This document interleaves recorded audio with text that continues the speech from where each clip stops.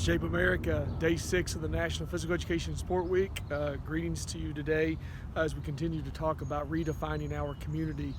Within that R.O.C, very special broadcast today. I want to start this broadcast in day 6 by saying shout out to all of our undergraduate programs, all of our next generation health and physical education teachers. You notice I wore my Western Kentucky Hilltopper shirt today for the PE program down there. Not actually the school I went to. The school I went to was Morehead State University over in Eastern Kentucky. And the reality is that program has begun to shut itself down because of a lot of other issues around the state. And that's also just the reality we face with health and PE.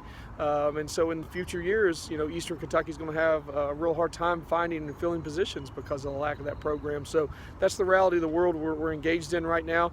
But I also just want to lift up and shout out and be optimistic about those programs that are thriving, that are putting our next generation of health and physical educators out in our communities.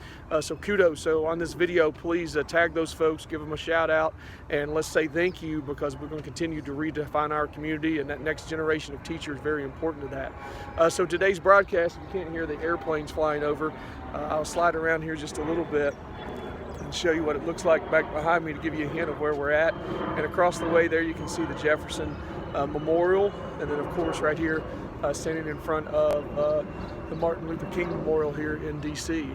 And so I just thought this was the pretty epic backdrop as we talk about R.O.C, but also to talk about this message. So here's our message today as we talk about moving forward and celebrating and what's it mean to redefine our community, and what's it going to mean, what's our future going to look like with Health Moves Minds. And I believe it's a part of what we're seeing right now in education. And as that schools in our history, in our country, have always been agents of change.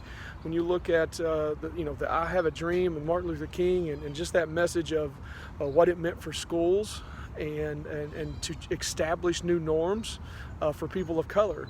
But we also look at our history and look at how we've treated people with disability, how we've treated females.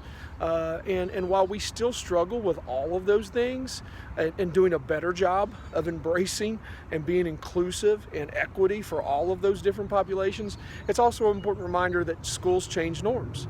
And the one that I hope we continue to work on is health and wellness, because we're at that critical mass point in our country with poor health. The generation of kids we teach right now, the first generation of students, of children in our country, to have a shorter life expectancy than their parents. Despite all of our modern medicine, despite how quickly we can call 911 from any place we are, pretty much the shortest life expectancy ever. And so that tells you how we've marginalized and minimized health literacy and physical literacy in our schools. And that's no longer acceptable. We have to do a better job of advocating, but as schools, we've got to embrace that message as well. So as we continue to look at redefining our communities, I want our schools, and it starts with champions like you, to help be a part of that R.O.C, redefining what the role of school and health and wellness looks like and what that means to our country as a whole. I always like to say our physical health, FISCAL, is directly proportional to our physical health as a society. And so we're constantly spending money and threatening other things of spending in government because of poor health and healthcare costs. So I believe we are ground zero for the future of healthcare, the future of health and wellness outcomes. It's not just physical health though, but it's also mental health. We see the things happening around our country and our society related to that. So if there's ever a time that people should be saying, yes, more health education, yes, more physical education, but we've got to own that, to step up to the plate and prepare our schools to really embrace that and move that needle forward for health literacy and physical literacy. Thanks everybody, and have a great day.